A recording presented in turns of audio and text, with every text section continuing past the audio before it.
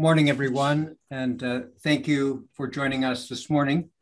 I am Bruce McConnell, the former Deputy Undersecretary for Cybersecurity at the U.S. Department of Homeland Security, and presently a Distinguished Fellow at the Observer Research Foundation America. This seminar is part of a series of regional meetings sponsored by the Ministry of Foreign Affairs of the Government of the Netherlands. The purpose of these meetings is to find ways of improving regional and global cybersecurity through cooperation across borders. This meeting is also a preparation for an in-person meeting we intend to convene in Amman later this year. Over 100 experts have registered for today's webinar from Jordan and across the Middle East and North Africa, representing government, civil society, academia, the private sector, and multilateral organizations. We are hosting this meeting with three partners who I wish to thank. First, the National Cybersecurity Center of Jordan, with His Excellency Ahmad Milhim, its head, and Yusuf Russan, Director of Cyber Policies and Compliance.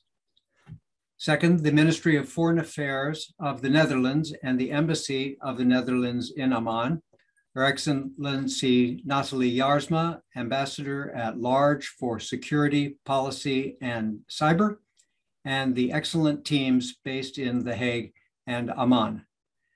And finally, our third sponsor, the ICT Association of Jordan, INTAJ, with Nidal Bitar, the CEO.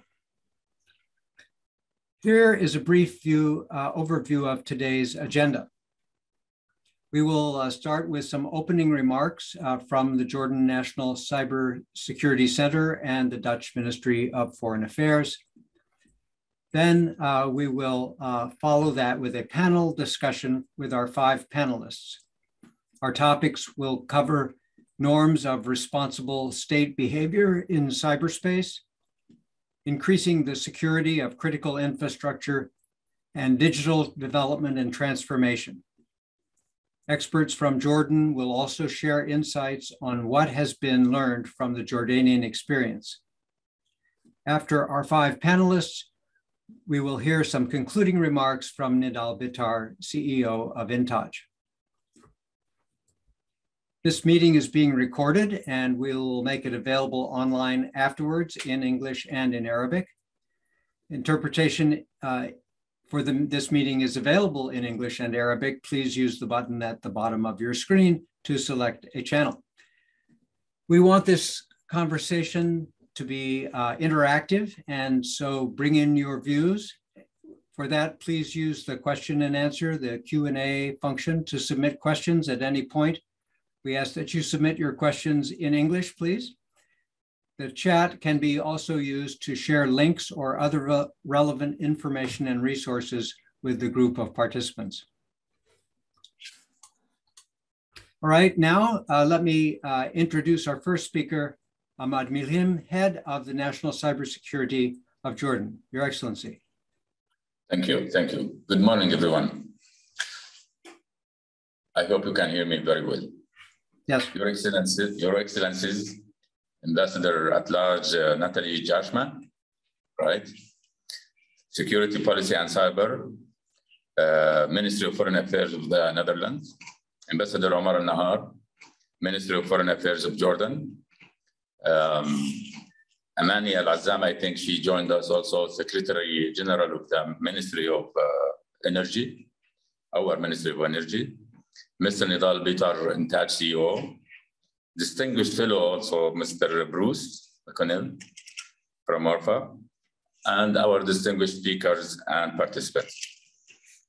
On behalf of the Government of Jordan and the National Cybersecurity of Jordan and myself, I would like to thank the Ministry of Foreign Affairs of the Netherlands for organizing and supporting this important online event, hoping to have other events in the near future where we can sit and see each other in person and have more time to discuss in-depth common cyber challenges and concerns.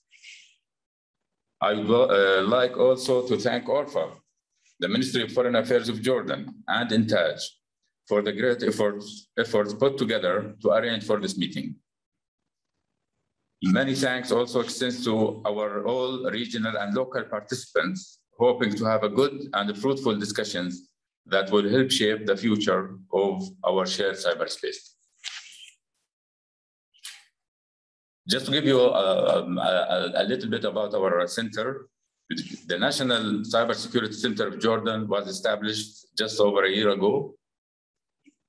It is the top national agency that is mandated by the cybersecurity law to protect national information systems, critical infrastructures from cyber threats, and establish strong cooperation programs with peer institutions in the region and globally.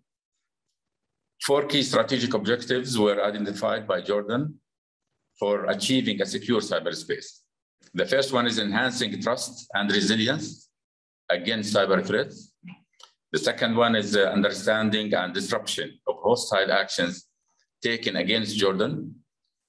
The third strategic objective is also developing and deploying the appropriate capabilities to respond to cyber attacks in the same way, in the same manner as we respond to any other attacks on national security.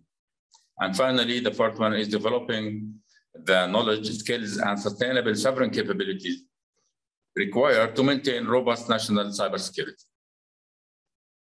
But the main challenge today for all of us, not just for Jordan, is to create a secure, trusted, and safe global cyber space for everyone, not just for our institutions, also for our citizens, for our kids, for our schools, and other academic institutions as well.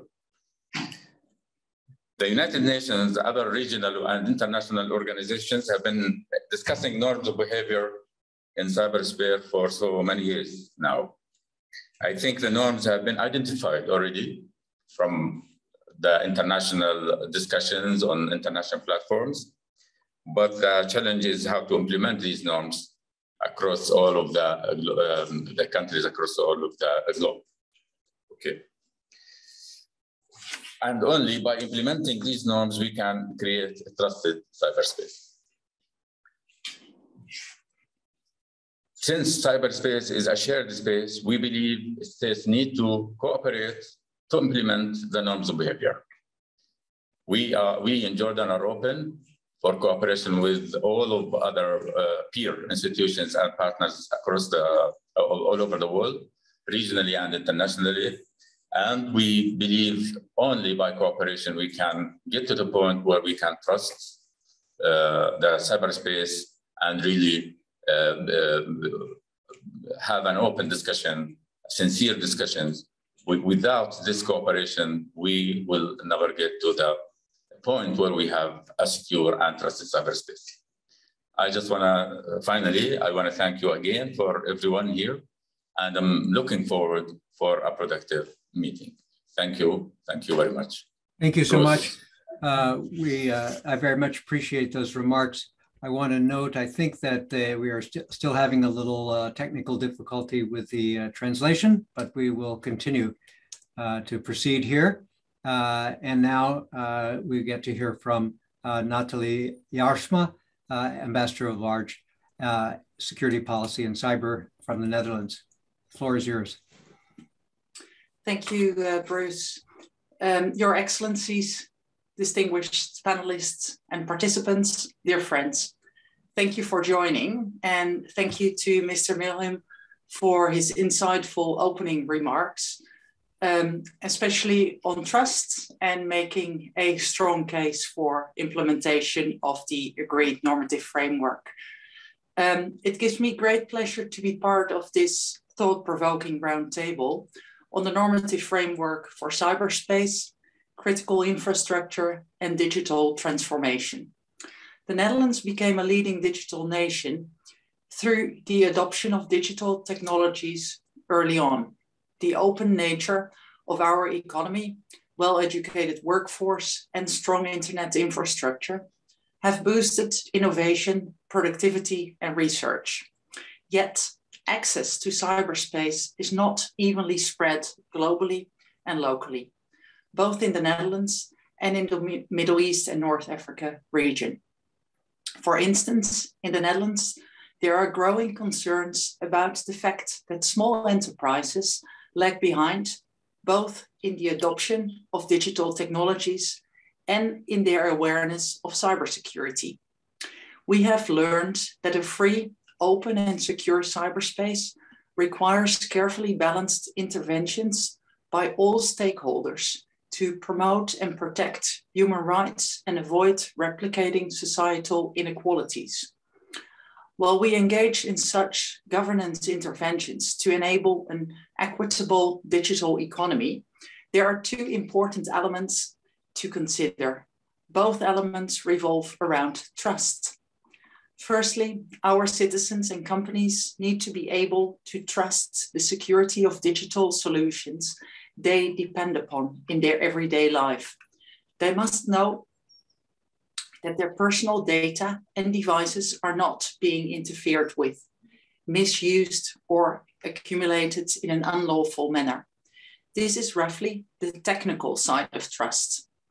Secondly, citizens and companies, but also governments, need to trust each other to build a flourishing and equitable digital economy. An environment where actors trust each other's intentions is conducive to investments in digital transformation. We could call this the human side of trust. Trust is obviously not a given. Every day, our countries suffer from malicious cyber operations by state and non-state actors, which have already had disruptive real-life consequences, including on critical infrastructure, on hospitals, on government departments, on the electricity grid, and on harbors. At the end of the day, the technical and human sides of trust are codependent and must reinforce each other.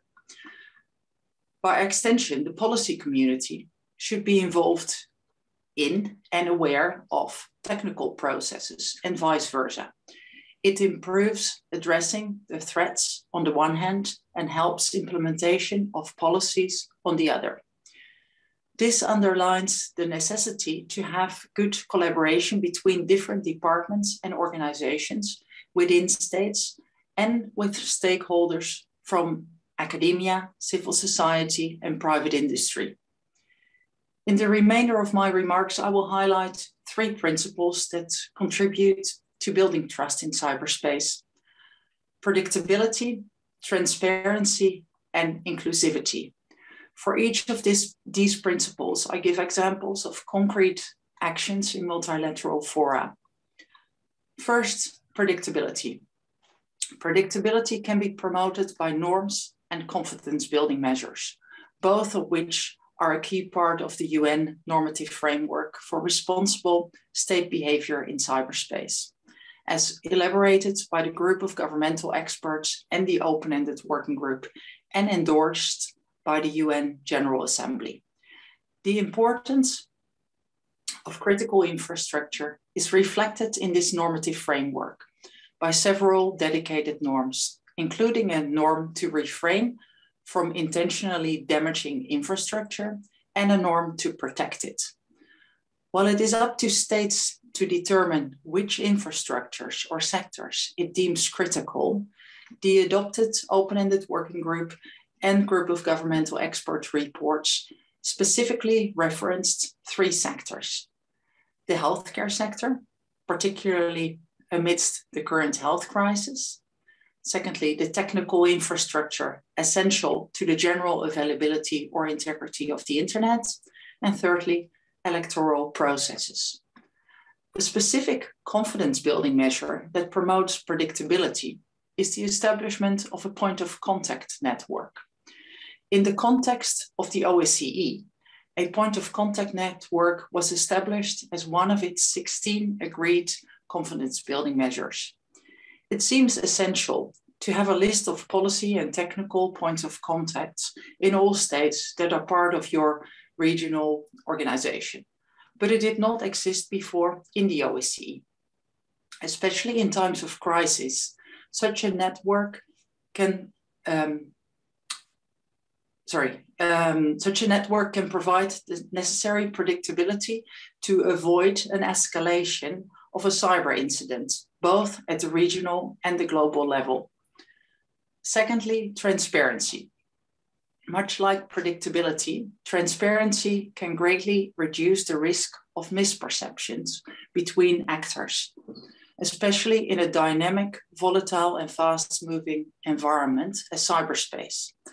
The risk of misperceptions can be large, and its potential impact on critical infrastructure devastating.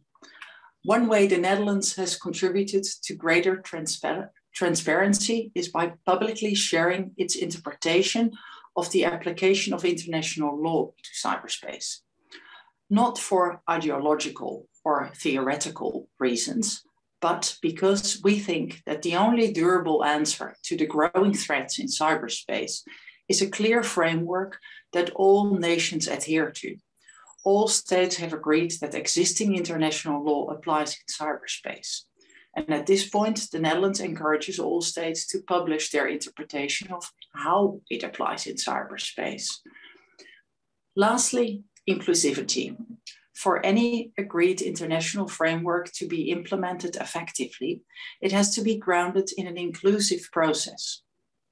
In that regard, it was very encouraging to see the entire UN membership reaffirm by consensus the normative framework for responsible state behavior in the UN General Assembly in 2021, including the applicability of international law to cyberspace.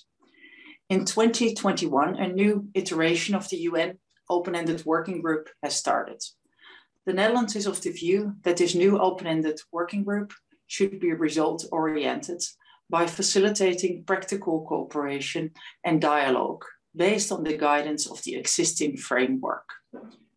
Complementary to the open-ended working group, the Netherlands is among a broad group of co-sponsors of a UN program of action to advance responsible behavior in cyberspace. We believe this program of action can facilitate concrete capacity building and exchange of best practices in order to enable states to implement the consensus normative framework. In other words, we should walk the talk of inclusivity. Inclusivity is closely related to ownership, and the Netherlands has been a vocal proponent of local communities taking ownership of cyber capacity building efforts. The Global Forum on Cyber Expertise, or GFCE, based in the Netherlands, is a leading example of a public-private capacity building platform that brings together local needs, resources, and expertise. We would invite all those present today to join the Global Forum on Cyber Expertise. Before giving the floor back to our moderator, Bruce McConnell, let me underline that this very roundtable we participate in today also contributes to these three principles of predictability, transparency, and inclusivity in cyberspace. Therefore, I would like to thank our co-host, the Hashemite Kingdom of Jordan and ORF America, and In Touch for their good cooperation and excellent guidance. I wish the panelists an insightful discussion. Thank you so much. Thank you so much, Nathalie. That was a great start from both of our senior officials here on today's webinar. I want to again apologize for the fact that the Arabic translation is not operating right now. If our interpreters could get in touch with our team, with Abigail and Michael, it would be very helpful. They're trying to reach you, but so far there is no, they have been unable to do so. So we will continue, however, now with our panel. We have a panel discussion coming up now with 5 panelists, and I'm asking the panelists to speak for 3 to 5 minutes. And then once we have heard from all of you, we will engage in a conversation around the issues that have been introduced so far and the ones that you introduce in your remarks. Our first speaker is Ambassador Omar Nahar from the Ministry of Foreign Affairs of Jordan, who will provide some perspectives on cyber diplomacy. Ambassador Nahar will be followed by Nada Khater, who is the head of digital policies from the Ministry of Digital Economy and Entrepreneurship of Jordan, who will talk about Jordan's digital transformation experience. Nada will be followed by Mohammed Al-Dub, cybersecurity consultant to governments and corporations throughout the region, who will provide a more technical perspective on the issues of concern this morning. Mohammed will be followed by Ahmad Elian, manager of the FinCert unit at the Central Bank of Jordan, who will talk about critical infrastructure protection and protecting Jordan's finance sector. And finally, Youssef Roussan, Director, Cyber Policies and Compliance from the National Cyber Security Center of Jordan, will talk about Jordan's national cybersecurity and his views on the issues, the other issues that the panelists have discussed. So let's get started. Omar, the floor is yours. Well, thank you so much, Bruce. Good morning, everyone. Depending on where you are, of course. I should like to start by thanking our hosts, our speakers, our contributors, and our attendees of today's session. Thank you for convening us in this cyberspace to discuss the future of cyberspace, a matter of paramount importance that is growing by the hour, affecting the global community, corporations, and individuals alike. In this digital age that we find ourselves in, no nation's critical infrastructure is completely safe in isolation. Building common understanding towards achieving international agreements are required to ensure cyber resilience and digital prosperity of all nations and societies. This is why the United Nations has been engaged to reach consensus on three main tracks, ranging from constraining states' behavior to combating cybercrime to developing export control mechanism on offensive cyber capabilities, which according to some critics hasn't been necessarily working as effectively as many would like to see. Against this backdrop of what has been taking place globally in terms of norms and agreement, we find many processes like the one that we are engaging with today, the Global Cyber Policy Dialogue series undertaken by the Ministry of Foreign Affairs of the Netherlands, which highlights the urgency in coordinating efforts and identifying national and regional nuances and how that affects each nation's journey and feeds into the international collaboration efforts of great relevance. Dear friends, what started as pure tech and ingenious engineering turned into so much more. Although today cyber has the security element at its core, just like with any other state affair, it twins with traditional state ties greatly, meaning if traditional ties, whether politically, economically, or of course militarily, of two states are at odds, then their cyber relations will also be at odds. The level of interaction and engagement between them has direct spillover onto bilateral cyber engagements. And since diplomacy aims at preventing conflict, maintaining peace, promoting understanding, and building confidence between the stakeholders, we find that many foreign ministries around the world have adopted institutional changes in order to keep up with the quick pace of cybersecurity advancements, including my own. Lastly, I should like to mention that just like how with traditional political affairs, NGOs and civil societies earn their seat on the table, we find that big tech companies have an equal say in cyber and digital global affairs as states do. Therefore, we all need to engage and we all need to ensure a cyberspace that is safe for all. I'll end here, and here I'm sure that you will find a more in-depth elaboration on how Jordan is doing from my distinguished colleagues from around the panel. Thank you so much. Thank you for your attention. Thank you so much, and thank you for bringing in the question and the challenge of the big state, the big tech companies, the big platforms, which have an outsized influence here in ways that are different from any other space that we have seen. So I think that's an important factor, and we will be listening to some industry views later, although not necessarily from the big tech companies. All right, thank you, Nada. If I could ask you to speak next. Thank you, Bruce. Good morning, everyone. First, I would like to start by thanking Ministry of Foreign Affairs in Netherlands and National Cybersecurity Center for inviting the ministry to participate in this regional dialogue and have the opportunity to share with you Government of Jordan experience in the digital era. From digital transformation perspective, digitization and connectivity has a lot of benefits, including improving competitiveness, productivity, efficiency, innovation, and generating more revenue, in addition to advancing human and social development. This is why promoting digital transformation has become a priority for sustainable development, and why all countries and organizations are giving digitization priority number one, as it's the key enabler for inclusive and sustainable economic growth and development. Yet, rapid digital transformation has introduced new risks and vulnerabilities that cannot be ignored.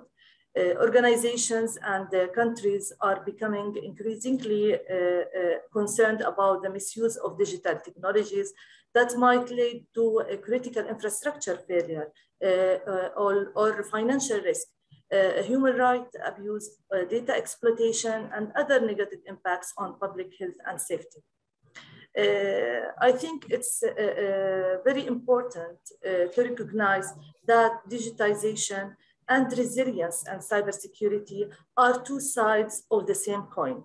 The digital development community and the cybersecurity community share related goals of strengthening digital capacity building, including the ability to effectively use advanced technology, while at the same time ensuring that citizens remain safe, protected, and productive online.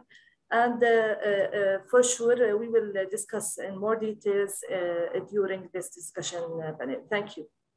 And thank you so much, Nada. I really, it's really important to mention the kind of two-sided, the double-edged sword, if you will, of digitization. It creates many, many benefits, but it also creates vulnerabilities, and especially with new users coming on board who don't understand the basic things that we must all do to protect ourselves in cyberspace. So thank you. We'll get more into this. All right, let's turn our attentions to the finance sector then. Ahmad. I'm sorry, first, I'm out of order here. I apologize. And my colleague Mohammed. Yes, I want to hear from Mohammed. Thank you so much.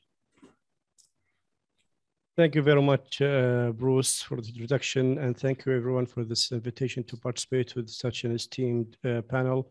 And also, I would like to thank the Jordanian Cybersecurity Center and ORF America, and also the Dutch Foreign Affairs Ministry for this great panel, great discussion.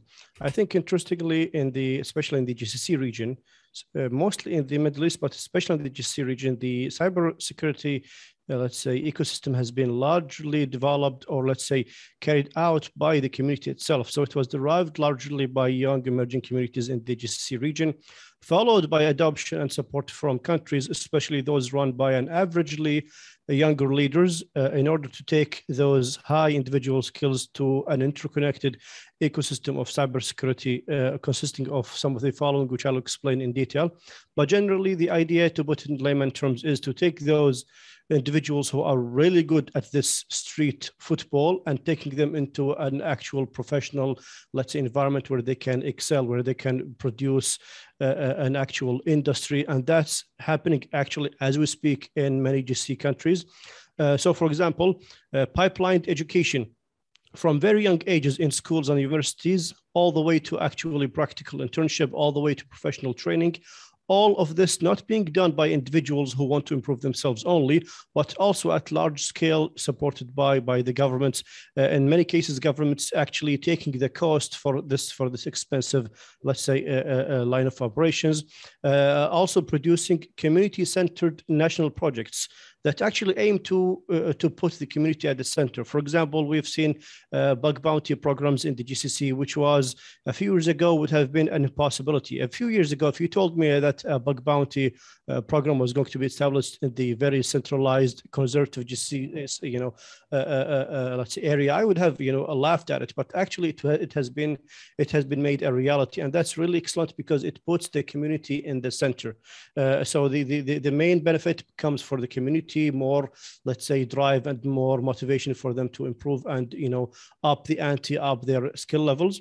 And then after that, we've seen also some GCC countries actually developing a startup community for cybersecurity companies, not just to provide services, but also to provide products that can be, let's say, sold to public sectors in the GCC. For example, in Kuwait, local startup companies have an edge in tenders, in public tenders in Kuwait government. Then after that came the process of digitization, and also the COVID-19ification, as I can call it, which is the wedge that COVID-19 has put into the process of digitization. And GCC countries in general are very centralized governments, so they have found little problems digitizing services. There existed some, let's say, trust issues, especially people seeing how COVID-19 health, for example, regulations were imposed using technologies, which in my opinion has placed or has created some friction and some problems of trust between some of the public and the digitized services. Some of these digitized services have been developed in rush to handle the COVID-19 emerging situation. But I think generally, many more services are being digitized. Many more services are actually accessible to everyone, especially those in remote regions. And I think the general mistrust regarding some limitations of the digitizing services has been subsiding, resulting in a general more positive, let's say, outcome and more positive view for the public in terms of these digitized services. And especially talking about how the cybersecurity norms are being, let's say, handled, are being seen from the global viewpoint. I think there are still, unfortunately, many safe havens in the world for cyber aggression, cyber criminals, and state actors. And I think that's a good opportunity for Kuwait, especially Kuwait, to act as a cyber mediator for some cyber conflicts that have been going in the region. For example, Kuwait has been doing a lot of diplomatic, normal diplomatic mediation between countries in the Middle East where some political problems are arising. And I think cyber mediation can be, if it's a new term, I'll take the credit for that. I hope. But generally, cyber mediation is where Kuwait, I think, is a good place, because Kuwait does not officially and even unofficially actually, let's say, participate in cyber aggression based on, let's say, public and private reports that we've seen, and is generally considered by most countries in the region to be a non-aggressive state in the cyber realm. So I think Kuwait can also play a really good, let's say, role in cyber mediation, which I think is a really interesting, let's say, viewpoint on the cyber world. So those are my opening remarks, and I hope I was clear in delivering them. And again, I would like to repeat my thanks for all the panelists here. Thank you so much. That's fascinating. I think, another country that is probably a good mediator in the region is our host country, Jordan. And so there's a fascinating point of view. I want to get back also in our conversation about COVID and its effect on digitization and cyber. So thank you for bringing those up. All right, now let's turn to the finance sector. Ahmad, thank you. Thank you, Bruce.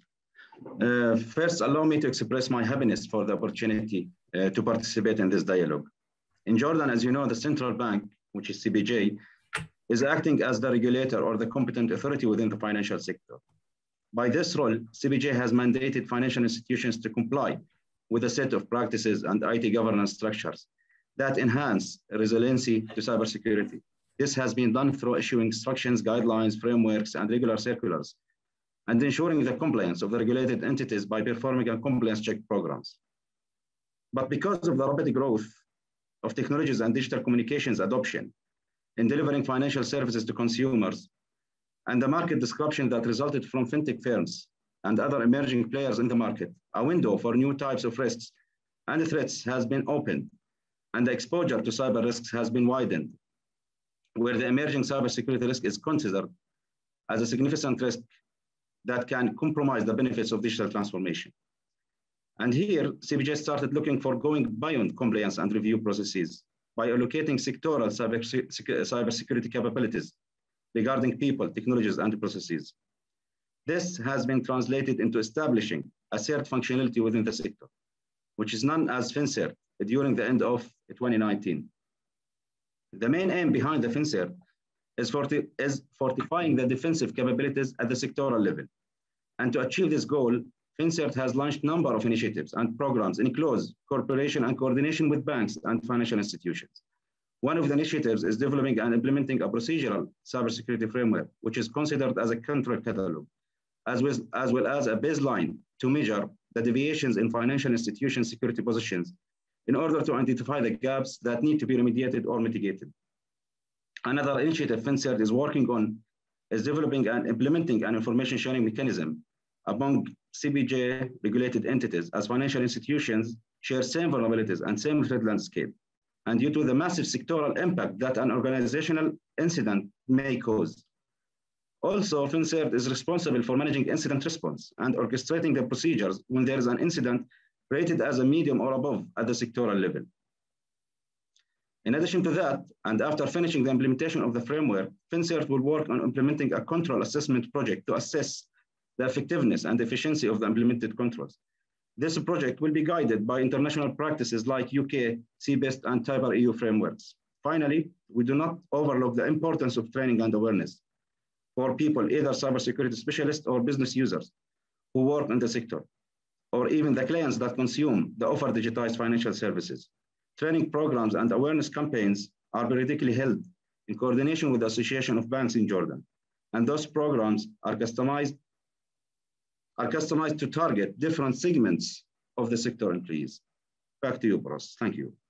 Thank you so much, and thank you for the financial sector is, along with electricity and telecommunications, probably one of the most critical sectors. So it's wonderful to hear this news about FinCERT and the activities, the information sharing, in particular, incident response as well. All right, to finish up our opening remarks here, it's my pleasure to recognize Youssef Roussan from National Cybersecurity Center. Youssef?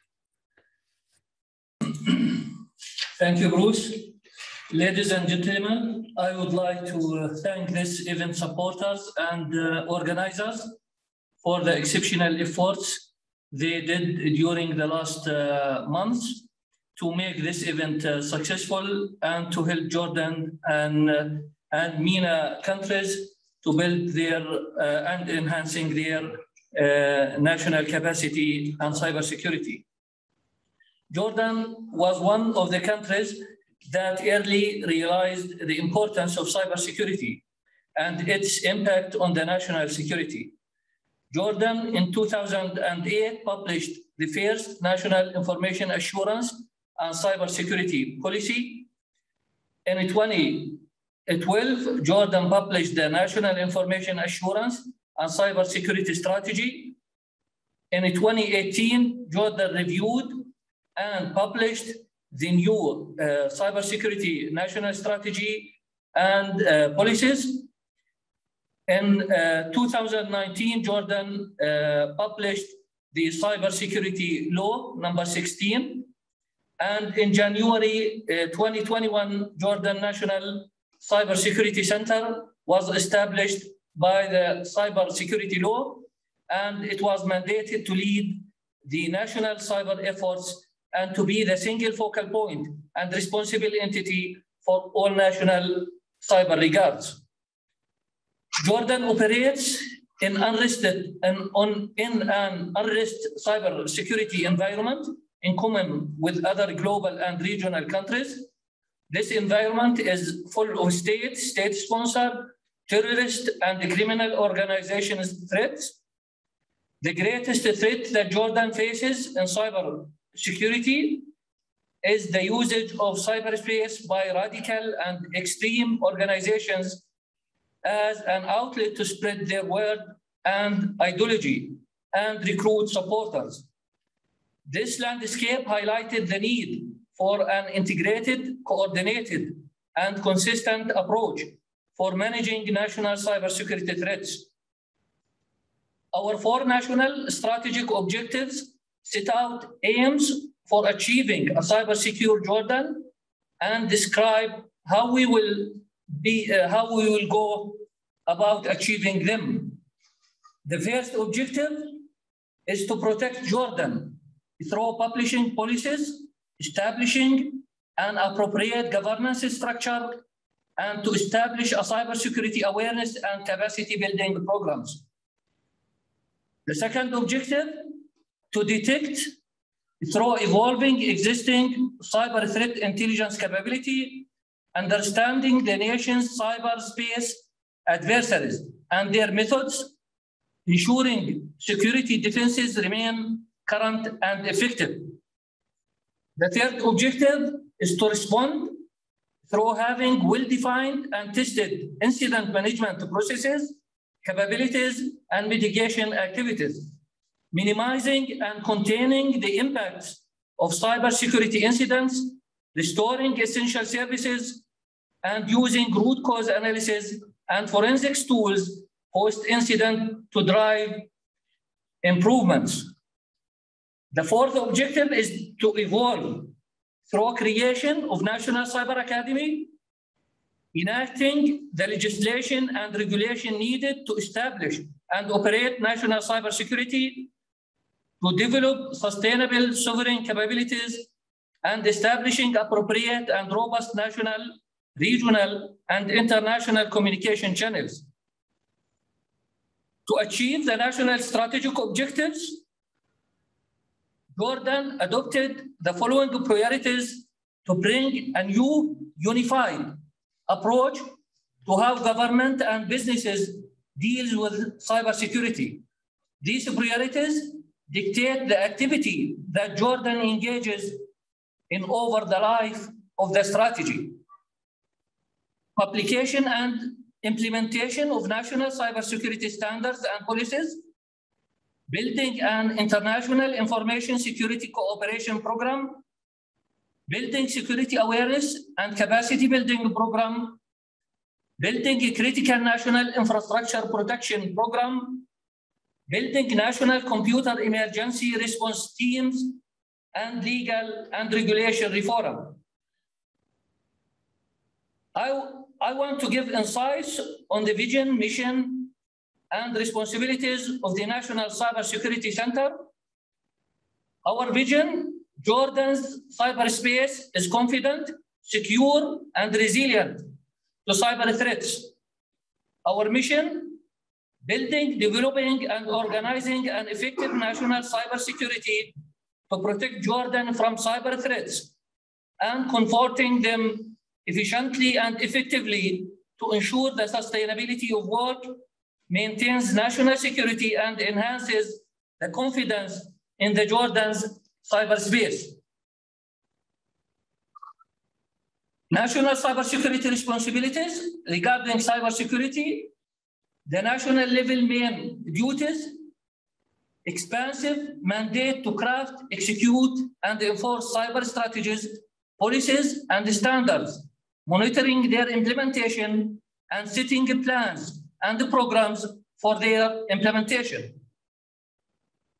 National Cybersecurity Center, responsible for national and international cooperation and partnership, drafting and reviewing all cyber and related legislations with cooperation with all law and law enforcement entities, identify critical national infrastructures and requirements for their security and sustainability. Building and developing of national cyber capabilities, operations, and cyber incident response, building national cyber capacity through technical training and awareness, and promoting academic cooperation and research. As all regional countries, Jordan faces a lot of national cyber challenges, and the most challenges are ransomware, sophisticated phishing campaigns, the shortage of skills, and the lack of cybersecurity awareness. To enhance the regional cybersecurity and to align with the international efforts in creating stable global cyberspace, we suggesting cooperation avenues with MENA countries to exchange experience and best practices in cybersecurity governance and organizational structure, best practices in cybersecurity standards, strategies and policies, national critical infrastructure protection, exchanging education and training vacancies on cybersecurity, exchanging of threat information and advisory feeds, signing memorandum of understandings between the JOCERT and relevant MENA states, and expanding the network of cyber experts through exchanging invitations to participate in exercises, conferences, and workshops in cybersecurity that held in MENA countries, and internships for sales staff at the partners' states. Thank you again for your continual support for our nation, which we believe it will transfer Jordan and the MENA area to a better position in cybersecurity. Thank you, sir.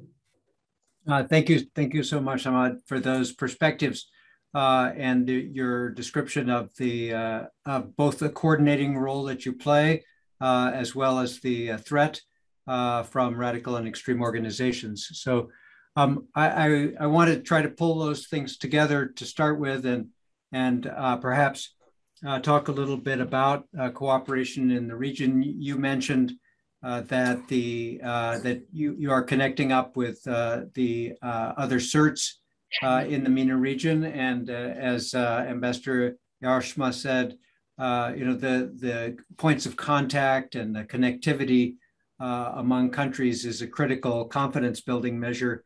And as you know, and I'm sure perhaps we could hear a little bit also from Ahmad on this in the finance sector.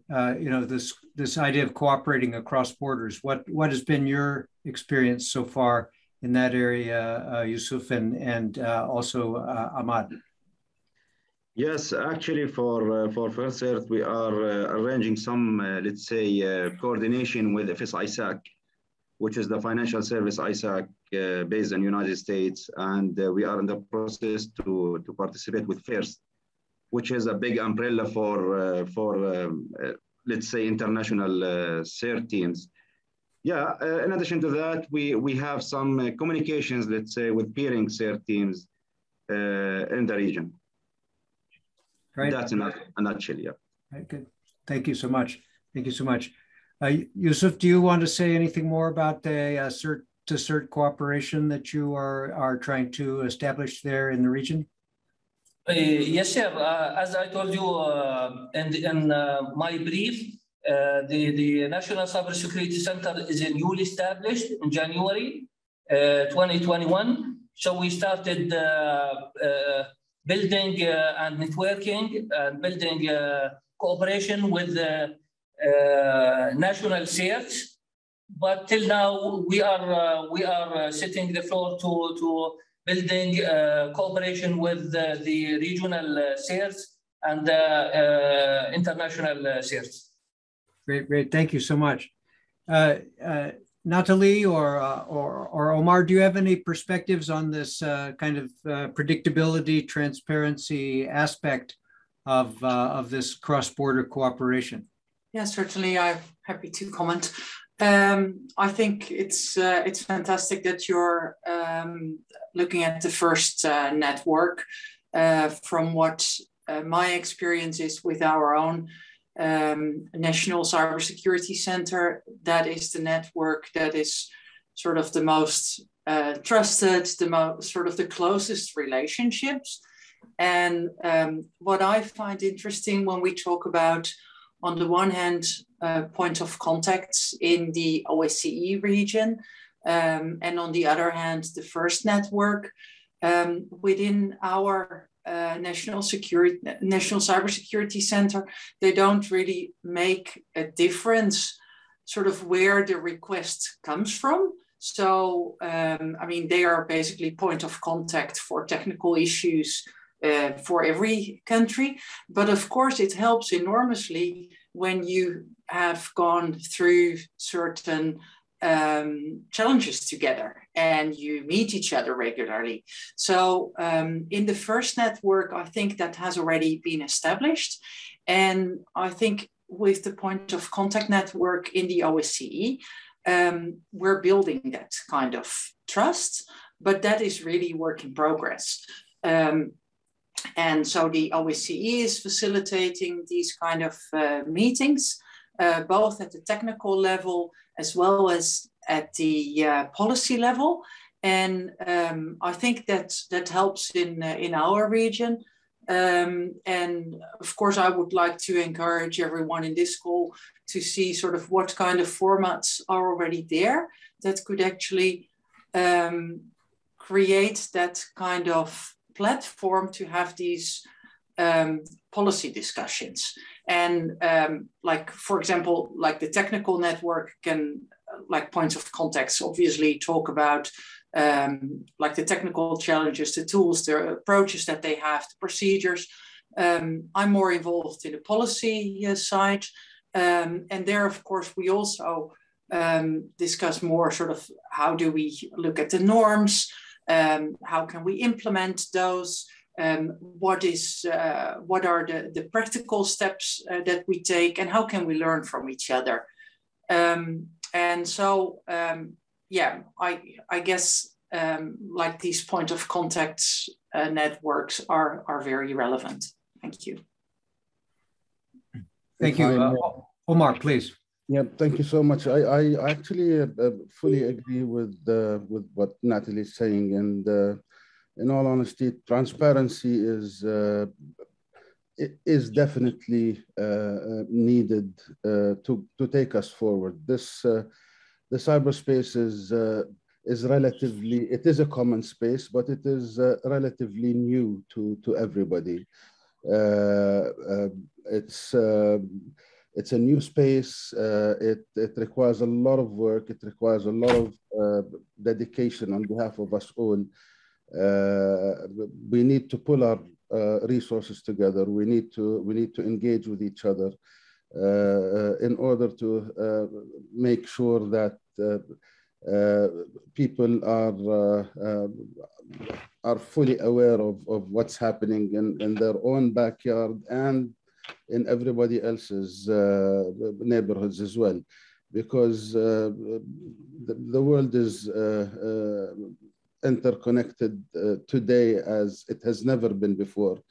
And fortunately or unfortunately, things move quite quickly in today's world, much quicker than they used to 10 years ago, or 20 or 30 years ago. So every minute counts, every second counts, and definitely assigning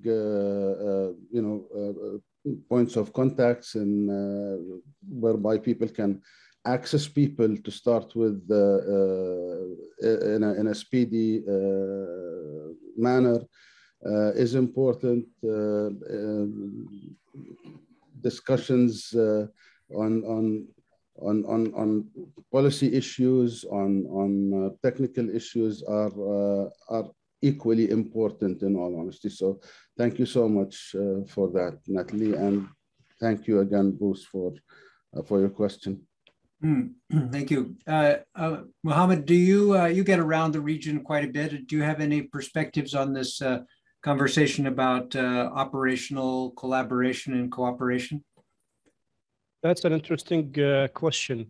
Now, especially in the Middle East and in the GCC region, official channels for communication are very conservative, very reserved, and cybersecurity, let's say, issues need to be handled in a swift way, in a very fast, let's say, a fast track method.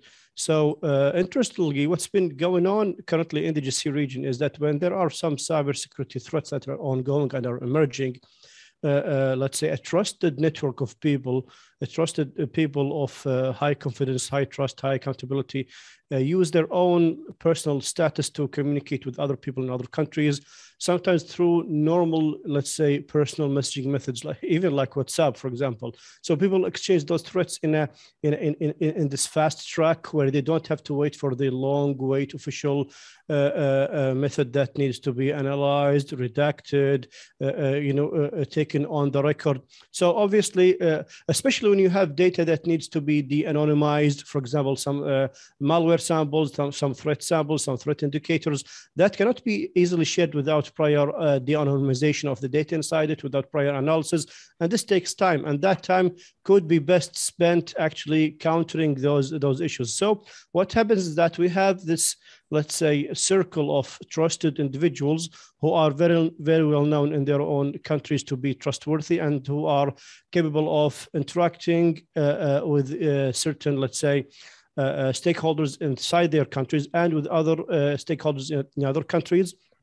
So it's a kind of a fast track unofficial layer on top of the regular official ones, which are then used to solidify that process. If, for example, sending official alerts, even so, that's like the official write down of it. But what happens in reality is that it starts with this personal, as you said, as you have so put it eloquently, that it is points of contact who are trustworthy. And I think that's not just happening in the GCC region, but also with other stakeholders. For example, we have connections with people in the European Union, in Southeast Asia, in the United States, with who we trust, we share and discuss important security issues, especially as they emerge, allowing us to interact to cybersecurity incidents and issues in the hour instead of waiting for them for days, especially if it comes on weekends. For example, the Log4j vulnerability that happened a few weeks ago, it happened at Friday night. That's like the off time for almost the entire planet. So it was really difficult to arrange officially means of communication to counter that threat. What happened is that we all use the unofficial channels to, let's say, send and exchange viable and important information about this cyber threat.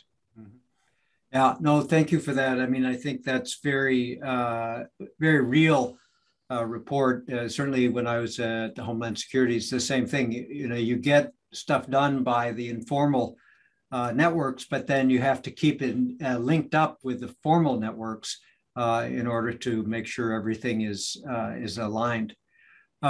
So let me ask anyone in the participants. We are welcoming your questions, so please add them to using the Q&A feature if you have questions for us.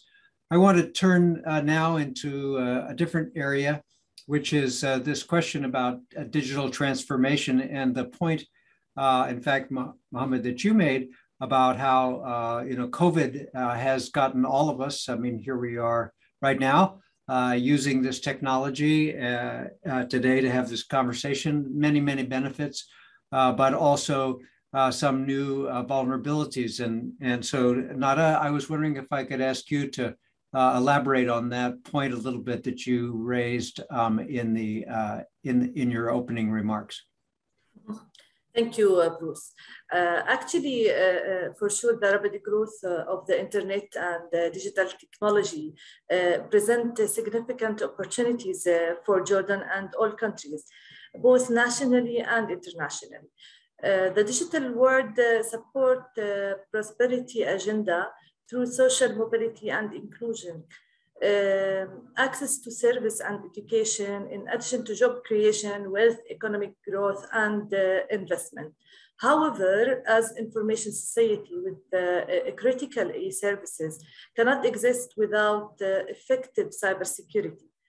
National cyberspace is a modern environment that needs systematic and comprehensive protection at international and national level, also organization and even individual level. I would like to turn back to what just His Excellency Mr. Ahmed Milhem just mentioned, that the vision of cybersecurity for the kingdom, Jordan is confident and secure in digital world and resilient to cyber threats. Here I would like to highlight that it's aligned and there is a harmony between the cybersecurity vision of Jordan and the digital transformation of Jordan vision, which is to create an optimal digital transformation or digital environment that accelerate economic growth, support entrepreneurship, while at the same time enable further social and political stability. This will be achieved through the development, growth, and establishment of national cybersecurity capabilities and an appropriate security response to allow excellence in national security, international business, and cooperation and support for digital transformation to increase individual and national prosperity. If we are talking about a different perspective, which is the capacity building and the human resource, actually, cybersecurity is more than just technology. It's the human elements that makes the difference. There is clearly a need for both training and certifications for the newcomers to the field and for the current cybersecurity professionals to enhance their capabilities and proficiency. In Jordan, one of the main pillars in cybersecurity strategy and digital transformation strategy is the capacity building in emerging technology, including cybersecurity. The education and training pillars in cybersecurity covers two areas in Jordan. Establish a school curriculum to ensure that we attract, develop future talent to address the shortage of young people entering the cybersecurity profession, in addition to develop the training and career path for cyber professionals, as well as identifying capabilities from commercial sources and partners that can provide these capabilities. From digital transformation perspective, capacity building is a crucial element under change management and human resources pillar of the strategy. And it has multi-projects and initiatives which link to cybersecurity strategic objectives related to cyber capacity building. I would like here to give an example for in Jordan initiatives. We have in the ministry initiatives called Training and Employment Program for ICT graduates for training in technical, life and soft skills. As we know that the organic path for university graduates, it's not enough to fill the needs in the market. Therefore, we need to have initiatives and special programs to fill the gap between supply and demand for both cybersecurity and digital techniques and digital skills. Therefore, the ministry since 2019 has been training fresh graduates for ICT major in cooperation with Al-Hussein Technical Universities with support of Vocational and Technical Skills Development Authority by holding an intensive training program with the aims of bridging the gap between supply and demand. The training period is 3 months. And focus on programming and developing languages, computer network, and cybersecurity for sure, in addition to life and soft skills. That's all. As a result, I think we ensure that initiatives to promote inclusive digital transformation, resilience, and protection of cyberspace and mutually reinforce each other. Thank you. Thank you so much. You know, your remarks make me think about all the different kinds of capacity building that is needed everywhere. I mean, we've been talking about, you're talking about filling the technical gap there and getting more supply of technical people who know what they're doing. And Mohammed was talking about, setting up startups and getting, local technology companies going. So that's one piece of it. We've been talking about policy, international cyber policy, and that's, there are so many international meetings, and in particular with small countries, it's difficult for people to participate in them all, and so there's a capacity issue there. And then as Yusuf mentioned, one of the principal threats, of course, is that danger from extremist and radical organizations. And I'm wondering if anyone on any of our panelists has any perspective on whether or how the increased exposure to ICTs during COVID has had any, have you noticed any changes, or have you had to change your strategy in terms of combating extremist and radical propaganda and recruiting issues? I don't know if anybody wants to take that one or not, but it's a question for anyone on the panel to sort of, how has COVID changed the way you're thinking about the way you think about cybersecurity? That's a big question, and COVID, as we discussed before, COVID-19 came at I would say it forced those government agencies and public sector, private sector to actually adopt to digitization at a rapid pace. Maybe too fast, maybe too slow. However, the change it has put on the ecosystem is now, let's say, irreversible. So now it is de facto to have a hybrid, at least hybrid education, academic education, remote work, remote medicine, remote consultation for for medical purposes, all types of working at home. And the problem is, there's no actual framework, both technological and legal, that actually puts, let's say, holds that all in place in a correct way. I'll give you an example. For example, in Kuwait University, it is considered, let's say, a safe haven for lecturers in Kuwait University to discuss whatever they want. And many of the speech-related laws do not apply inside the walls of the university. So that gives it a lot of, let's say, more freedom to discuss critical issues with postgraduate, undergraduate students.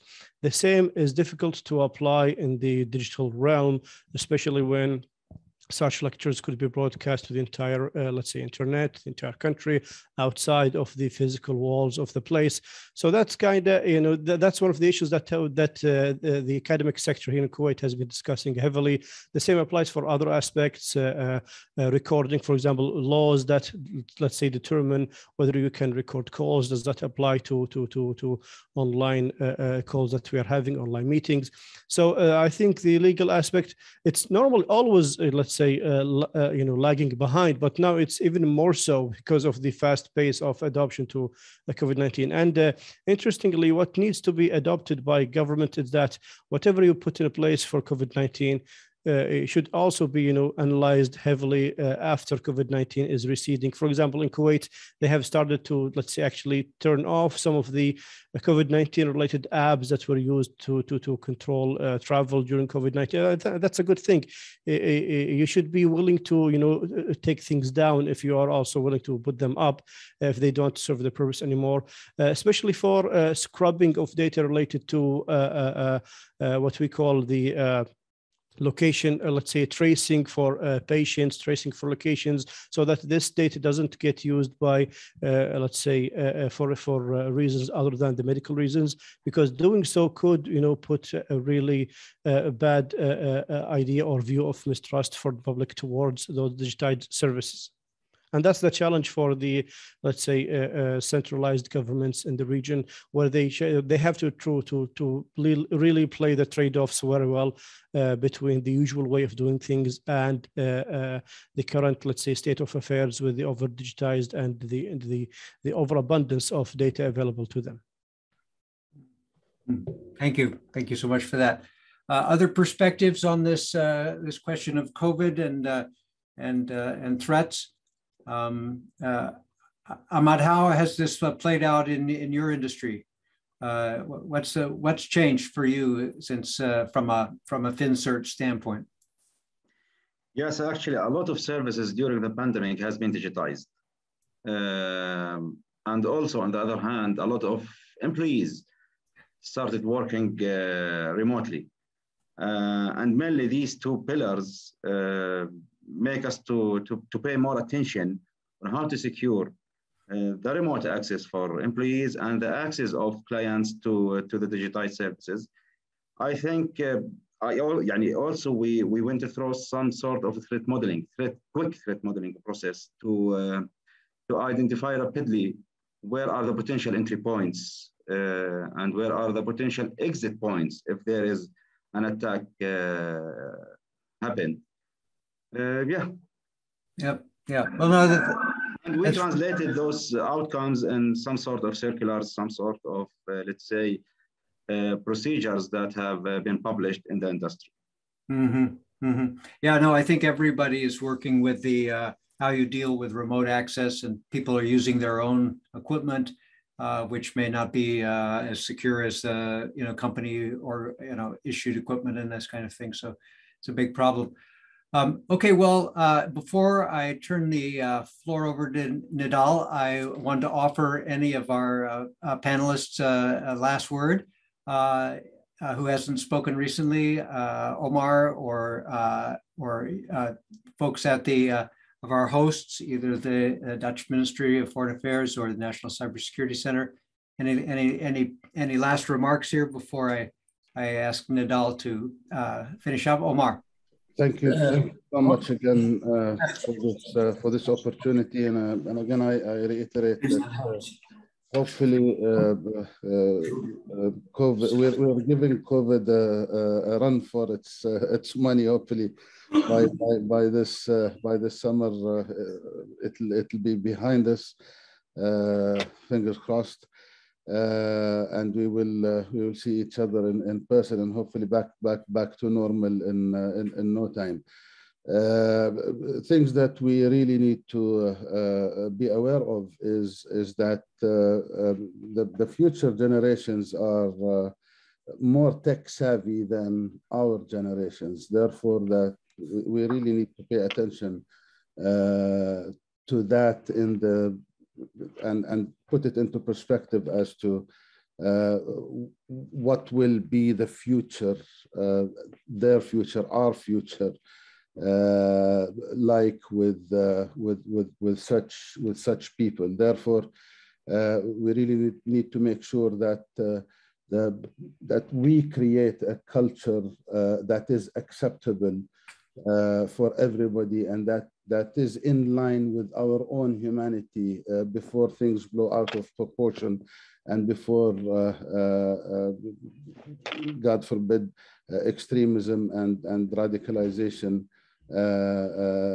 hit that kind of generation, which can have devastating effects on everybody.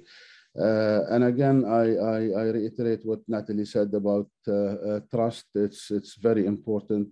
And I think that moving forward, we do feel the need that there needs to be some sort of a regional international network of people working together in this field needs to be put together and take it from there. Thank you again so much for this, and hope to see you all soon. Thank you so much. Ahmad Milhim. Sir, I want to add something. Since the cyberspace is an open space and crossing inter-borders and inter-states, so it's an international issue, and it's the responsibility of every person and every country. So we have to give more importance to the international cooperation, to the information sharing, to building capacity, to be all the countries are doing our best to give capacity for every country to make the cyberspace more resilient and to limit the chance, giving the chance to the extremism groups to take or to act through this cyberspace. So there should be let's say a national regulations to regulate this space and to enforce the good norms across this cyberspace. Thank you. Thank you. Thank you so much. All right. With that, it's my pleasure to ask Nidal Bitar to share his observations on what he's heard today and any thoughts about how the situation in the region can be improved. The floor is yours, sir. Thank you, Bruce. And I really appreciate all what you have been doing. Excellencies, ladies and gentlemen, on behalf of the Jordanian private ICT sector and Intaj, I really would like to thank you all for participating in this valuable webinar. So I'm addressing this to the good number of participants actually for this webinar. I'm so impressed, and I thank all of them. I would also like to give special thanks to Ministry of Foreign Affairs of the Netherlands, the National Cybersecurity Center of Jordan, the Observer Research Foundation America, or if America, and the Ministry of Foreign Affairs of Jordan, as well as to the great speakers. Actually, I learned a lot today. So thanks to all of them. Most of them are good friends of mine. So I'm very proud of this friendship. And of course, I would like to extend the especially to the professional team who worked hard in preparing for this webinar. I would also like to conclude by saying that the more digital transformation is happening, the more threatened we will be. And I think Jordan is moving forward very fast in regard to digital transformation. There is a digital transformation strategy. There is a digital transformation national digital transformation steering committee. A lot of efforts have been done by Modi in partnership with the private sector and other stakeholders, of course. So that's why this topic is really crucial. And thank you for bringing it up and highlighting it, Hada. So I would like to emphasize as well on the importance of the public-private partnership. And we as Intaj, representing the private ICT sector, we believe that this partnership should be enhanced and should be continuous on all levels. It's there, I don't deny that. However, I think we should do much more. Definitely regulations are very important in regard to cybersecurity. That should take into consideration the awareness, the protection, rapid response, agility, being agile and resilient, trust, and other related issues, of course. I also believe that training and capacity building is very important on all levels, whether even starting in preliminary school, and then goes to the academia and professionalism. So here we're talking about different levels of education in this regard. So we should do more. Intaj recently, in partnership with Modi, Ministry of Digital Economy and Entrepreneurship, Ministry of Labor, we founded the Digital Skills Association. And this association mandate is to ensure that the gap between the education system in general and academia in specific and the industry is as minimum as possible. So the gap should be as narrow as possible. It cannot be zero, of course, and this is a global issue. So yet we need to focus on it very much. Of course, we need to focus on innovation and encouraging innovation when we design any regulation or anything else, leave a little space and room for innovators, especially in this domain. Intaj, in partnership with other stakeholders, supported by the ISSF, the Innovative Startups and SMEs Fund, and other stakeholders, we launched a cybersecurity incubator recently. Actually, the first cohort is graduating within the coming weeks. It's called Himaya Tech. This incubator included 3 startups. Now they have been really going through a great journey, got a lot of great support.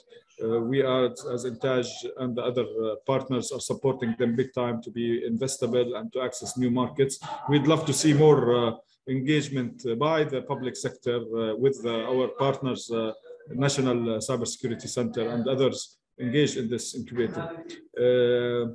And I think that's it. I'm very optimistic to see more things happening in this domain. And I know we have a competent team at the National Cybersecurity Center, and of course, supported by the Ministry of Foreign Affairs of Jordan and your good selves, all of you, as I mentioned earlier.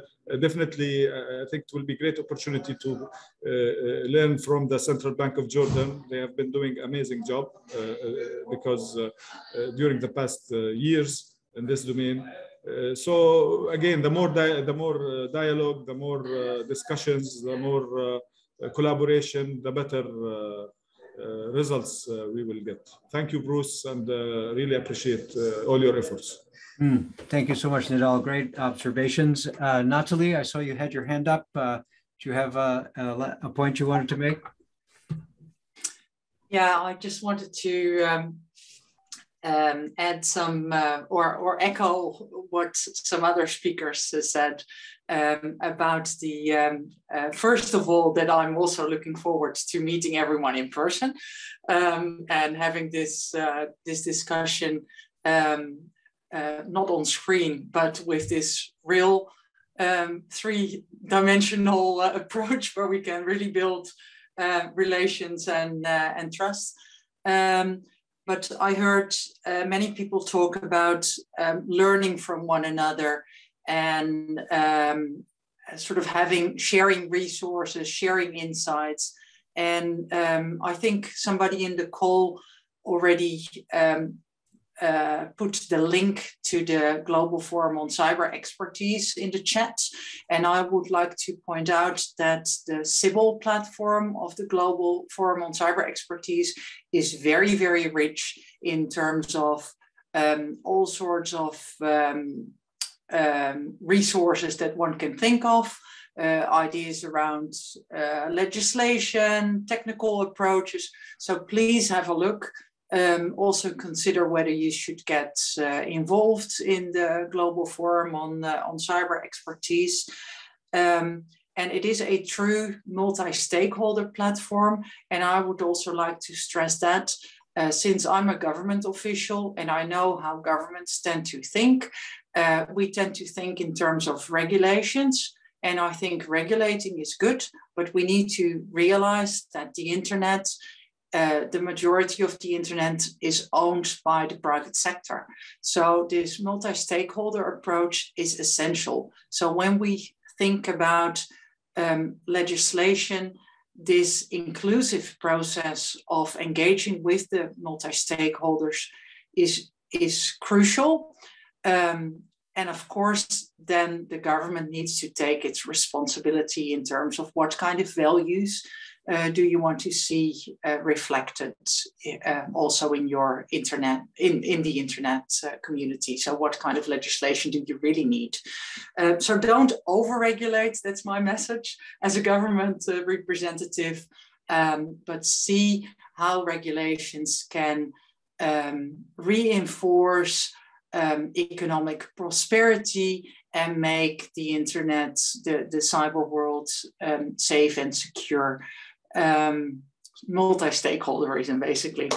Thank you. And thank you so much. And I truly look forward to meeting everyone in person. Thank you, Natalie. Nidal, I saw you nodding your head there. Yes. Yes, actually, I just wanted to, I mentioned the PPP, the public-private partnership, and I just wanted to elaborate a little bit on that to say that the private sector is always ready to keep the dialogue and to be engaged more with the public sector. We have great expertise. We have great companies who are specialized in the cybersecurity domain. So please take advantage of them, utilize them, and let them be more engaged. And this is a message to all our partners in the public sector.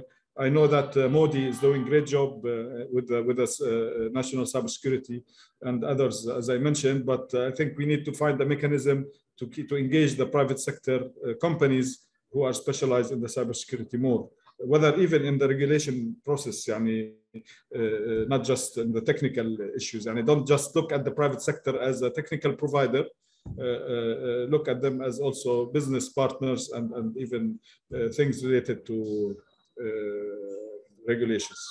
No, I think that's right. Just underscoring this point that there's all of us are affected by what happens in cyberspace. Companies are affected, of course, civil society and individuals as well.